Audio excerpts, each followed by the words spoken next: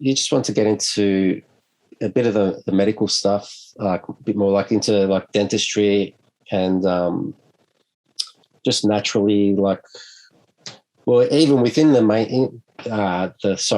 mainstream science, there is merit to the teeth being able to diagnose future or like other parts of your body. But then you can go into the sort of Eastern sort of philosophies where they, like with the meridian points or whatever with the teeth. So can you talk about A, modern dentistry, and B, sort of the importance of teeth in being able to diagnose or understand our bodies? Yeah, so every tooth is connected to a meridian in the body. And if you have certain conditions with different parts of the teeth and in different areas, it can definitely show up. The same with, it's like iridology. The eyes can show where various inconsistencies within the body might be, or they can also show where there's a predisposition for something to occur that hasn't yet occurred. Teeth are like that. The brain itself mostly does detoxify through the mouth, as in through the teeth and the gums, the tongue. And the teeth themselves, if there's any kind of misalignment, it can really cause the nervous system a lot of stress. So that's why sometimes if you've got something that's wedged between your teeth, for example, and then you kind of like will be trying real hard. It's like, oh, I've got to get that out. It's really annoying. Yeah. And some people will even make their tongue bleed trying to like get something out from between their teeth, because as soon as the alignment is moved, like let's say you've got something wedged up between teeth and it's moved the alignment, it's changing the meridians and it's got a massive effect on the nervous system. So it's like the energy levels being sort of disrupted there. Exactly. It's almost like your balance, it's almost like it's off. And so as a diagnostic tool, it's pretty good. I mean, if you look at what, horse trainers do, they're dealing with multiple millions of dollars in horses, as in for horse racing. And they'll always look inside the mouth of a potential horse before they decide it's going to be bought for X number of millions of dollars, because it shows the health of the overall body. How are the teeth? How is the structure? How are they decayed? What's the state of the mouth and the teeth and the gums? That's a really good indication as to the health of the body. And then likewise,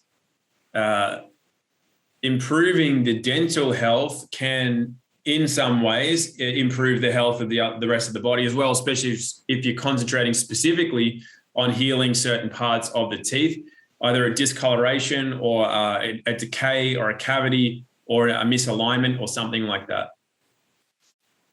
And what is healing it?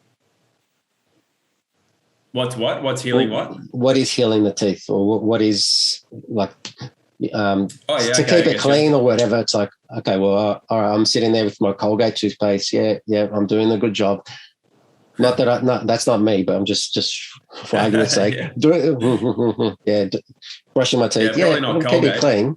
Yeah, probably not Colgate, but all right. So like a natural toothpaste, that's like whatever, or one you make yourself with bicarb or whatever, baking soda, whatever, or just in terms of keeping clean and whether or not are we doing damage to our teeth by trying to keep them clean and white.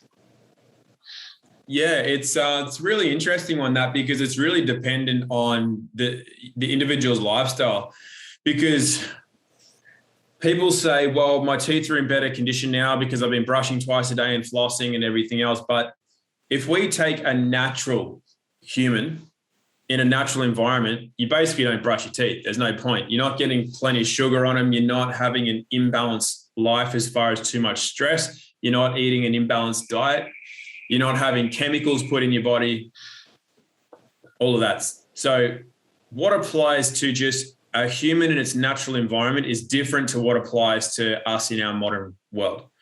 There's obviously carryover, but there are differences. So dental hygiene is actually still important in modern life to the degree to which you are out of balance of living a natural life. So therefore, if you're eating an unnatural diet, you're surrounded by non-natural things and you're overly stressed, then you're going to have to pay attention to dental hygiene specifically. But people in the natural environment don't brush their teeth twice a day and use toothpaste and floss their teeth and all that kind of stuff. So what can somebody do to keep their teeth in good condition? Well, yeah, you can brush. You can use natural toothpaste. Either you buy natural toothpaste, but most of that's got too many chemicals in it anyway. Just making it out of things like coconut oil, coconut cream, clay, herbs, essential oils, bicarb, whatever. You can make a good toothpaste out of that, which can help at least keep them clean. Then on top of that, you've got to watch the diet. So things that aren't caustic to the teeth, which means not too many things that have too many acids in them. I mean, lemon juice has a lot of acid in it, for example. And so therefore, even though it's natural, it's actually good to rinse the mouth if you get too much citric acid on your teeth. Well, what about the timing? Like, say, before you go to bed, you can, like, not to have like a sugary drink or an acidic drink, and then brush your teeth with a base, because that's causing a reaction on your teeth, like a chemical reaction, like through chemistry 101, acid and base. You actually. So that's actually also degrading the teeth as well, mate. Like, it is. Yeah. You want to make sure that you just rinse with water, for example. We'll get to the timing. It is important. So in general, though, you got to make sure that you're not eating things that are just caustic to the teeth, and then without at least rinsing the mouth. Secondary to that is that what happens when it hits your body, because it's all about chemical reactions. So when you have too much, I think it's phosphoric acid. I can't remember. I mean, I learned this stuff 20 years ago. Whatever is in soda, basically. What happens is that when it makes the body highly acidic, it needs to return itself to alkaline. And what it has to do is use hydrogen to buffer that, and also calcium. So then it'll leach that from your teeth and bones, but it will decay your teeth from the inside out rather than just it being on the teeth. So we've really got to watch the balance of things that we put in our body. And obviously then the things that are natural are better than the things that are processed and unnatural and chemical driven, because they will cause the teeth to decay. On top of that, general lifestyle stress, that's got to be kept low for two reasons. One, we still need to use calcium and other minerals to buffer the stress, which means drawing it from the teeth, bones, and other elements of the body.